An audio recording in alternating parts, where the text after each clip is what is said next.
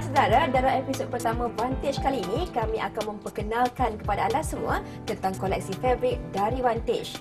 Menawarkan dua fabrik bermutu tinggi iaitu jaket cotton dan juga polypropylene polycotton, Vantage menawarkan 13 corak menarik dengan rona warna pulus dan juga maroon khusus buat para penggemar gaya eksklusif ini. Untuk mengetahui dengan lebih lanjut tentang koleksi fabrik dari Vantage ini, apa kata kita ke konsep store yang terletak di Tesco, Cawangan Rawang.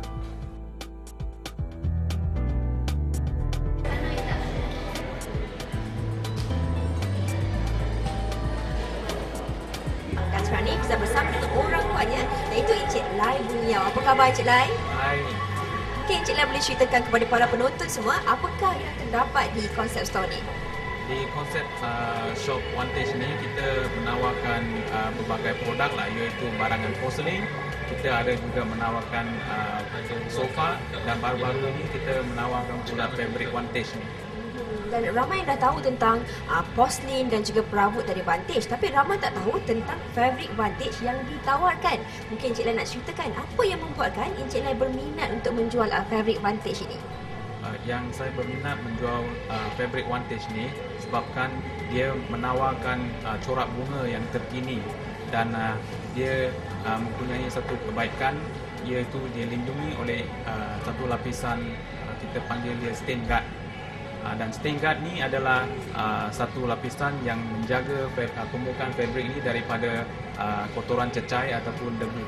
Ya, itu yang paling menarik sekali. Terima kasih diucapkan kepada Encik Lai, dan selepas ini kita akan bersama dengan salah seorang peminat koleksi eksklusif ini. Seperti yang telah dijanjikan, sekarang ini kita akan bersama dengan pelanggan dan juga peminat setia produk daripada Vantage, iaitu Puan Naimah. Apa khabar Puan Naimah? Khabar baik, Alhamdulillah. Mungkin Puan Naimah boleh ceritakan kepada para penonton semua kenapa Puan Naimah berminat dengan fabrik Vantage ini?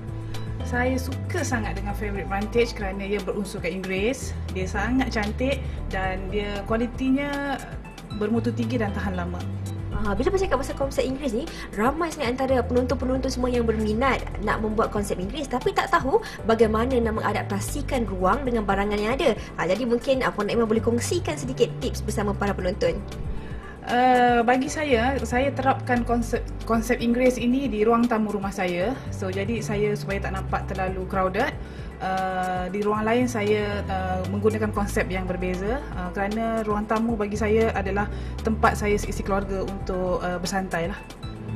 Jadi pilih satu ruang saja untuk diadaptasikan konsep Inggeris ini. Terima kasih Puan Naimah. Semoga tips ini dapat kita aplikasikan bersama-sama. Bagi anda yang berminat untuk memiliki dan menjalankan produk konsep store ini, anda bolehlah telefon di nombor yang tertera di bawah.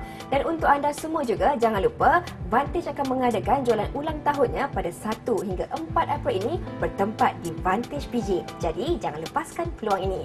Dan untuk mengetahui dengan lebih lanjut lagi tentang produk ini, apa kata anda layari laman web di www.vantage.com.my.